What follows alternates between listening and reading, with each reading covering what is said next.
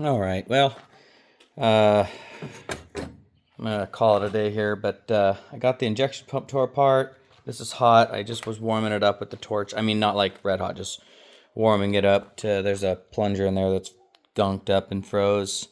I got the actual plungers out. They were stuck in there, that's why it didn't run. Let's see if I can find them in here in these parts. So these are, I think, I don't know if you call them cam followers. They sit in here, and they can move, and they ride on this cam ring. And then got some plungers in here somewhere. Oh, they're tiny little ball bearings, and right there's one. Oops. Right here, here you go. I got two of these long ones and two of the short ones. I don't know that it matters. I'm just gonna put them 180 from each other, the short ones on one side and the long ones on the other. I'm assuming they're just ones that this has been in before. I don't know that it matters. Maybe it does. But we'll find out. And I'm gonna take the torch and warm up these ears just ever so slightly. Spray some penetrating oil on them and let it sit. Break the corrosion out of here, and then hopefully I can take a left-hand drill bits and drill these little, I think they're like 1032 or something, 1024. They're pretty tiny little screws. And I'm gonna clean all this up and put it back together. But that's why it wasn't running, was these plungers here are what actually make the pressure in the pump, and they ride on this cam ring inside, and there's 4 of them on this one because it's a 4-cylinder engine. And they just pump little, those little plungers, and that's what puts your fuel, runs through this, so the fuel gets shot. Let's see, how does that work? The fuel would come through, fuel comes in, and then those cams, I don't know exactly, it runs through here, I think. Yeah, so these are ports here for your fuel, and the fuel will run in through here and then to each one. So there's little ports there for every cylinder. But and then this is your, let's see here. I know this isn't very fun for a lot of you.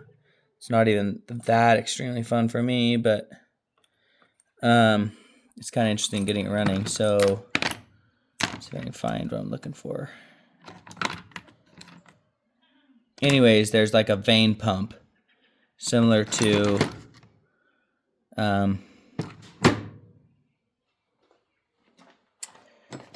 I put it back in here, right here, just like on like a fill-right pump for your transfer pump. And that's just kind of like a lift pump to pump fuel to it and keep pressure or fuel in here. So, and that runs on this, and that puts fuel to it. And then there's metering valves and stuff that I took out of this and stuff, but not a very complicated pump really. So I'm thinking it just needs a good cleaning. I'm thinking about buying an ultrasonic cleaner and running it through. I mean, I probably don't need to. I probably just use a lot of brake clean and clean everything up, but we'll see. I'll look on Amazon, see how much they are. But cross your fingers. In this week, I should have this pump back together if all goes well. All the O-rings, by the way, like this just slides in there, and this little O-ring is soft and pliable. I can move it with my finger. So I'm thinking I can just clean this thing up and put it back together, and it should work. But I'm not sure. This cam ring's got an arrow. Man, I don't know if it matters which way you had it on. Don't think so, but I don't really know. Some stuff like this is for your weights. And it fell out before I was able to pay attention to which way it goes in. So there'll be a little bit of learning curve. I'm going to do quite a bit of research and watch.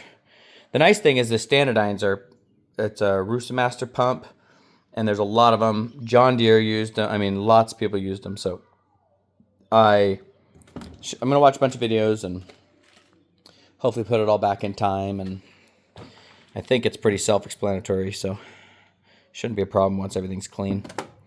But I think that'll be it for now. So on our little pump out here, injection pump in the dust and the dirt. Oh gosh, which is like sandpaper, but I'll clean everything really good and, you know, put it together inside or something on some like shop towels and on the kitchen table when my wife's not home.